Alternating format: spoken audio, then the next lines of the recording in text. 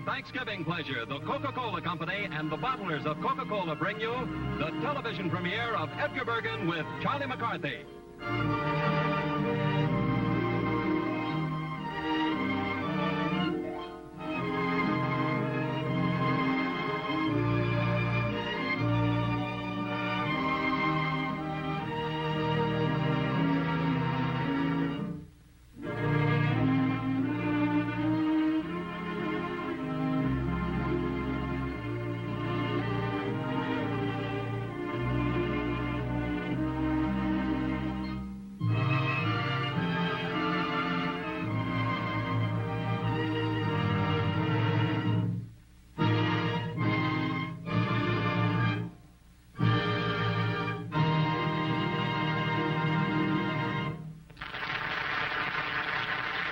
I am Edgar Bergen, best friend and severest critic of Charlie McCarthy.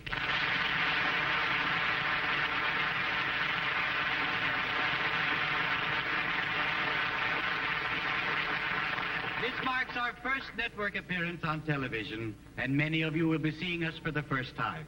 I think Charlie is an average boy, and our home is a generous mixture of harmony, discord, and laughter, with most of it coming from Charlie's room. But we are the best of friends, though. Bergen and McCarthy partnership started out when I was in high school, about 10 years ago.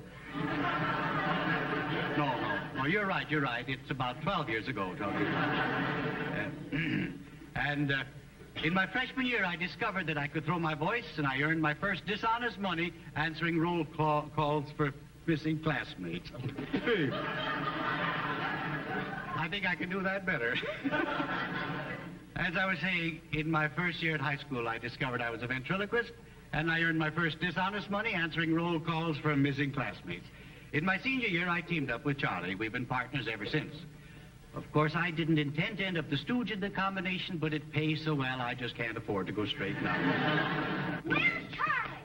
We want to see Charlie McCarthy. Yeah, where is he? Yeah, where's Charlie McCarthy? I have a very pretty speech to make right here. Would you like to visit Charlie's room? Yeah! All right, follow me then. This way, boys.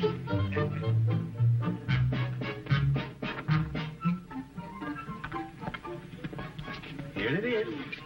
Jeez. Here's Charlie's slingshot rack, his magic lantern. Over here's his desk where he studies. Here are his school books, you see.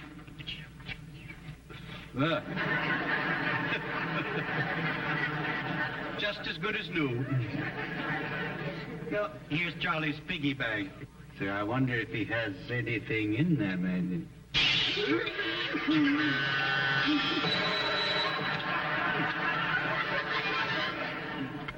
Well, in my bubble bath. Charlie?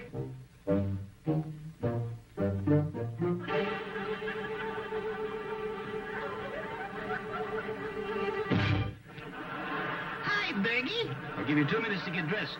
Remember, we're doing a show tonight. Where's the show, Mr. Bergen? Oh, it's in the town hall. And we're going to, all the money we raise, we're going to give to charity. Isn't that fine? Why can't we keep the dough? Because there's more pleasure in giving than in receiving. Let's give them a short count at the box office. Now. You see, boys, we are put on earth to help others. Yeah, but what on earth are the others put here for? Get dressed. I think it's nice to be able to give. And Thanksgiving, to me, is one of the most important holidays we have, because it's a day that we count our blessings. Thanksgiving was first celebrated by the Pilgrims many years ago. Of course, you boys remember reading about the Mayflower, John Alden, Miles Standish? No. What did he do? What did he do? No, I asked you first. Yeah. Miles Standish? Yeah. You don't know? No, I don't know, no. Makes me look cheap. Go ahead. That's it. Why, Miles Standish is one of our Pilgrim fathers. How? Yes. Pilgrim father? Yes. He's a married man? No, he isn't a married man. Well, how could he be... well, of course, it's none of my business, isn't it? No. You see, Miles Standish is very famous. He went down in history. Yeah, well, I flunked it myself. Yeah, I know. Well, what did he do, this fellow? Well, I'll tell you, the Indians called him Paleface. Yeah? Yes. Do you know why? Because he had a face like a pail. No.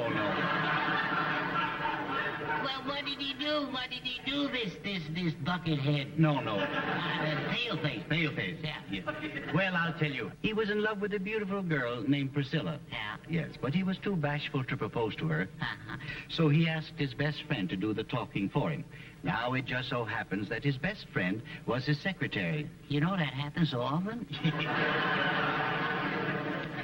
And his name was John Alden. And I really should tell you that John Alden was also in love with Priscilla. Why, you old rascal, you. You just know all the gossip, don't you? Yes. But nevertheless, he went to the house of Priscilla, and he knocked on the door, and she said, "Who's there?" Does she always yodel like it? No. I love to heckle. Yeah. No, I'm trying to imitate her. Oh, well, you fooled me. Yes. And he said, "It is I, John Alden." Oh, it is I, college man. Yeah. So she said, "Come in." Oh, isn't that clever? Yeah. I bet that girl's a million laughs. Yeah. So he went in the house, and he found Priscilla at her wheel. Riding a bicycle in the house? No. She was spinning. Oh, a snoot float. No.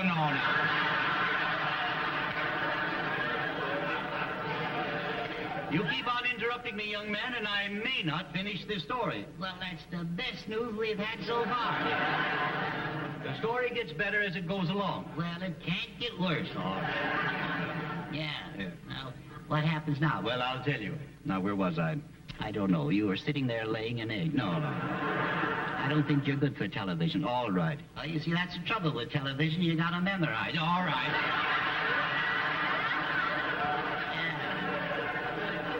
You were telling a story. Oh, yes, I was telling a story. Yes. Ladies and gentlemen, I'm practically doing a single up here. All right. Well, I'll go on. Yeah, I dare you. All right. Yeah. So he told Priscilla of Miles's love. Yes. And she said, "John Alden, why don't you speak for yourself?" Yes. And now we come to the best part of the story. The finish. No. He said, "I do love you, Priscilla, but there will always be miles between us." Oh, no. Listen, no. You don't get it. I don't want it. All right. You kids are lucky you don't have to live with him. All right. And so that's the story of Miles Standish. Jolly good. I say that story was a James Dandy.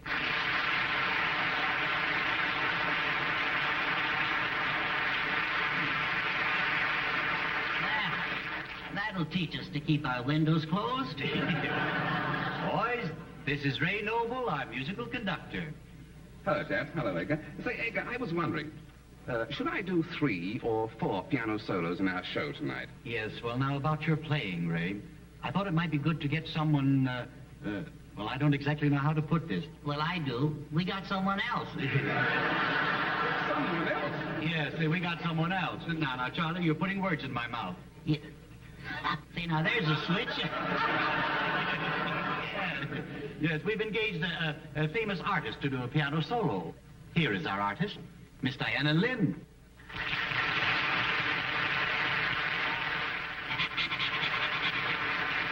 Hello, Edgar. Charlie. Oh. Ray. Miss Lynn, I was wondering, since we're both pianists, whether we shouldn't play a duet tonight. I mean, after all, 4 hands are better than 2. Yeah, only when your suspenders are broken. Ray, I'm sorry. I didn't realize you specialized in the piano.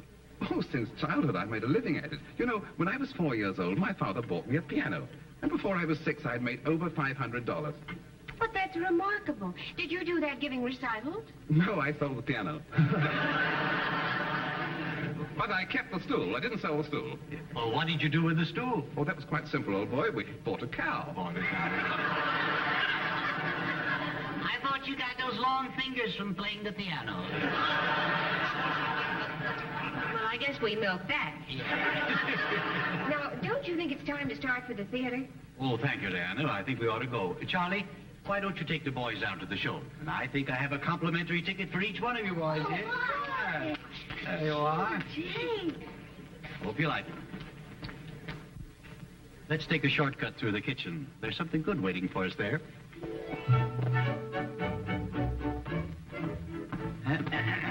What are you doing here?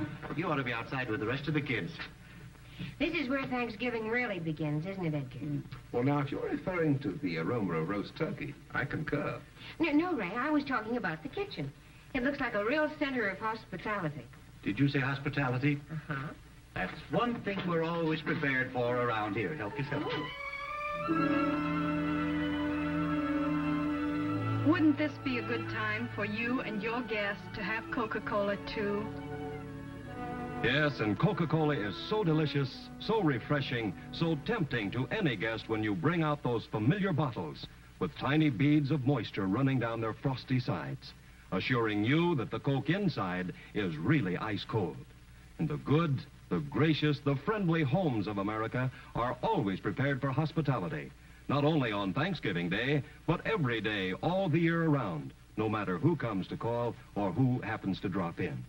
And one of the easiest, simplest, and surest ways in the world to be prepared for hospitality is to have plenty of Coca-Cola in your refrigerator, ice cold and ready to serve all the time.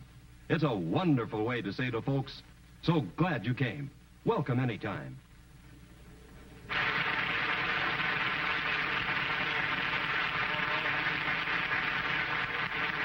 Thank you very much, ladies and gentlemen. My name is Pat Patrick. I guess you know yours, most of you. It's early yet. And I just threw that in. I probably should have thrown it out. I've had several requests from several television companies. However, I'm going to ignore all of their requests and appear in television anyway. Ladies and gentlemen, I came out here and started what I thought was my entrance, but I see it's close to my exit. So before I go, I would like to introduce to you the newest member of the Edgar Bergen family.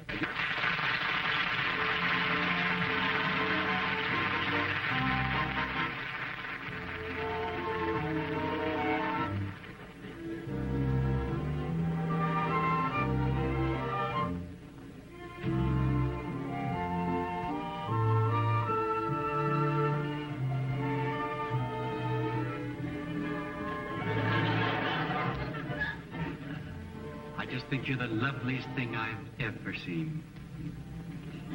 Tell me, what did you say your name was again? Name is Podine, sir. Podine Puffington. I see. You're from the South? Birmingham. That's in Alabama. I think. You think? Well, are you going steady with anyone? And you know, I'm quite single myself. Sure enough. Yes.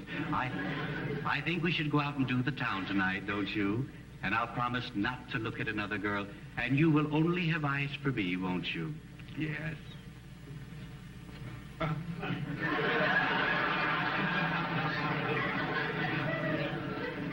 Tell me, could I see you again Thursday night? No, sir, not Thursday. Well, why not? Because I'm getting married. Oh, How about Friday?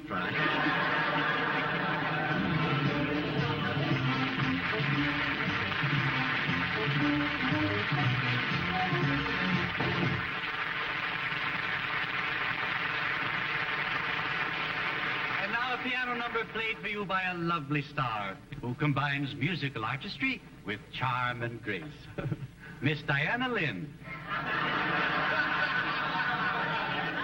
I see. What a jolly awkward situation, all right. Politics, that's what it is. It's politics. Oh, yes, it is. No.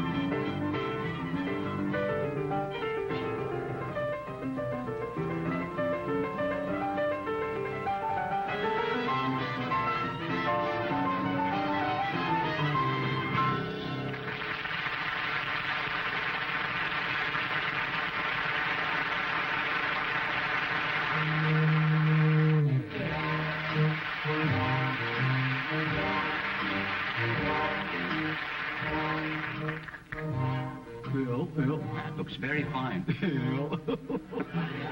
Yeah, that's all right. Yeah, that's fine. Oh, they'll all believe you're an Indian. Oh, sure.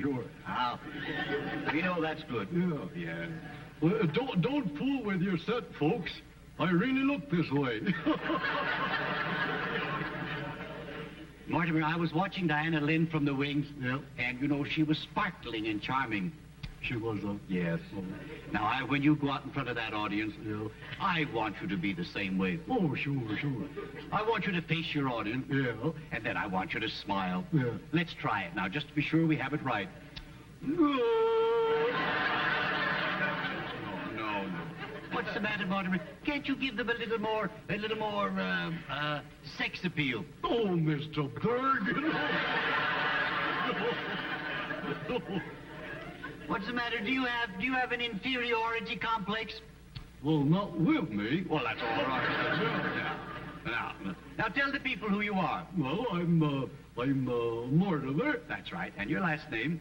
Huh? Your last name? Yeah. Oh, yeah, last name, yeah. Mortimer, let's see now. Well, what is it? I know it as well as I know my own name. What is it? Mortimer, Concentrate. Mortimer, concentrate. You got me befuddled now. Is he? All right. Let's see, Mortimer, How old are you? Snurd. Yeah, that's right. You don't get around very much, do you, Mortimer? No, I live with Grandpa. You live with Grandpa? Yeah. Yes. Is your mother living yet? No, not yet. Not yet.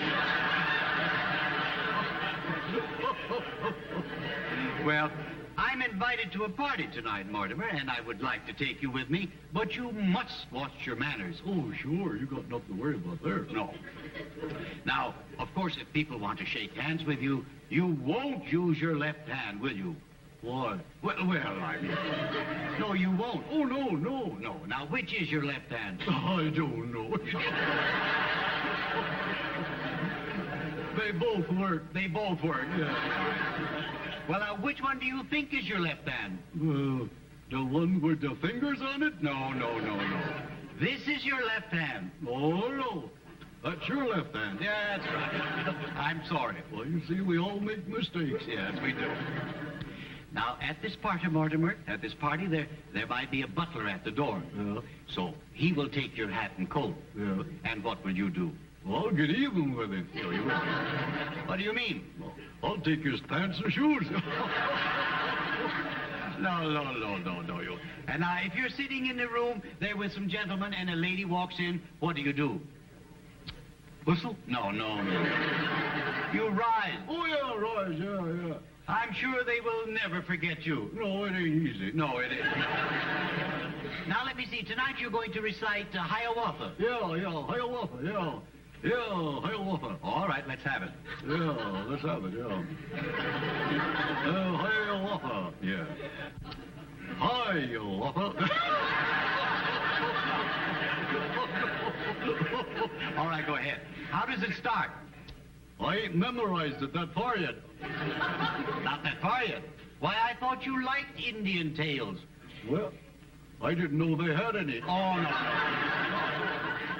You know, for anyone to make a remark like that, it takes a very simple and a very stupid person.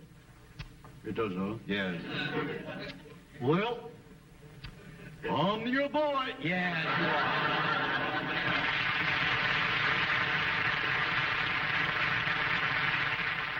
I'm an early American antique. We got to wondering how we'd have got on if we'd lived in the times when these fashions were in style. Would my songs have been #1 on the harpsichord parade, or would Edgar and Charlie be popular favorites, drawing crowds wherever they appear? Well, we'll answer this question by taking you back to the town of Salem, Massachusetts, 300 years ago, at a time when the chief topics of conversation were Indian attacks, bundling, and witchcraft.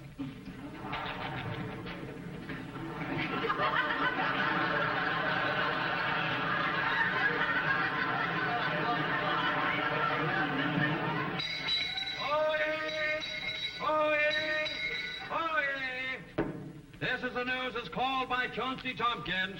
Magistrate Bacchus will decide whether the culprits will be burned, dumped, or driven from the city. That is all. You and your ideas. I knew we wouldn't get away with it. I wish these people would stop throwing tomatoes at us. The tomatoes I don't mind. It's the Indians behind us shooting arrows. Quiet, everybody. Simmer down. Simmer down, friends. Friends, I am Ursel Twing, your friendly constable. How do you do? How do you do? Beatings and incarceration. Just who do you think you are? Well, I happen to be the constable. Well, I don't exactly just happen to be the constable either, because I helped count the votes. But do you know why I'm here? Because they're cleaning out your cage? Oh, cute. Yeah. What do they do? I'll just tell you what they did. Heavens to Elizabeth, they're witches. That's what they are. And this big one here talks to voices in the trees and in the ground. If I were you, I'd hide my head in shame. If I were you, I would just hide. Yeah. All right, everybody, simmer down. Quiet. Magistrate back is arriving, so everybody simmer. All right.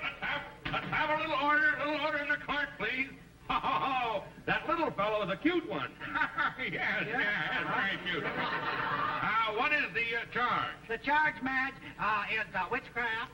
What craft? Witchcraft. What? Witch. Oh, witchcraft! Oh, we'll burn them, won't we? Now proceed with the trial. Proceed with the trial.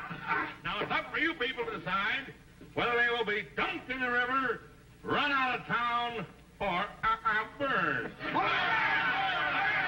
Yes. We could use the little one to burn the big one. Help their heads off. Well, what'll it be, boys? Chops or steaks? So, the verdict is guilty. Light the fire, boys. Now, what did I do with that box of marshmallows?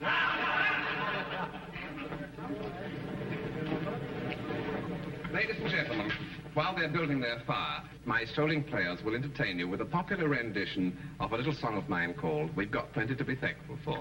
And may I say that any loose change placed in the hat will be deeply appreciated. Ezekiel, please. That's it. Never.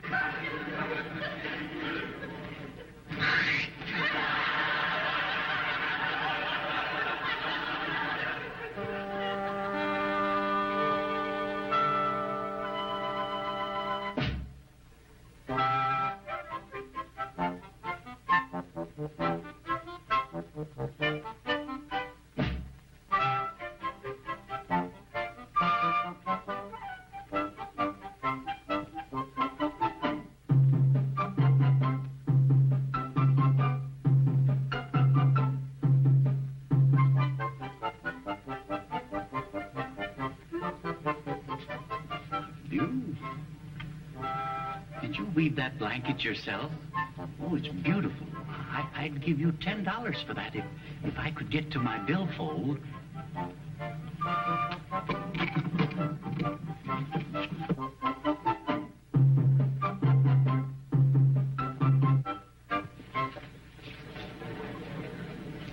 Look, they're gone. They got away. Which way did they go? Him went that way. Well, we've got to catch them. Go after them, man. Oh, let them go, Constable. After all, it's Thanksgiving. Yes, let them go. After all, then they'll have something to be thankful for. We've got plenty to be thankful for, thankful for, thankful for. We've got plenty to be thankful for. Just look around today. Count your blessings, neighbor, one by one. You're a really lucky son of God. That's what you should think of every morning when you greet the sun. There's been trouble in the world before, and there'll be plenty more. But if you will just add up the score, here in USA, you will say, we've got plenty to be thankful for. The growing and the crops will be good. I've got the earth, the sun, and the rain. The cupboards are laden and the shelves are full, and no one shall ask for a meal in vain.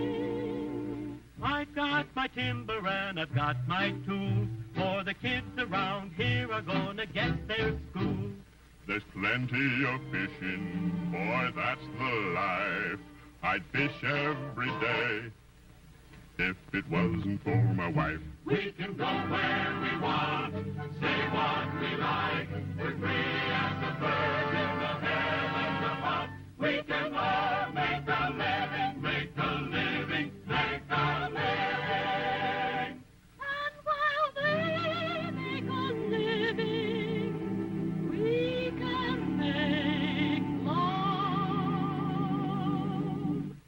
There's been trouble in the world before, and there'll be plenty more. But if you will just head up the store, here in USA, you will say, with a plenty to be thankful for.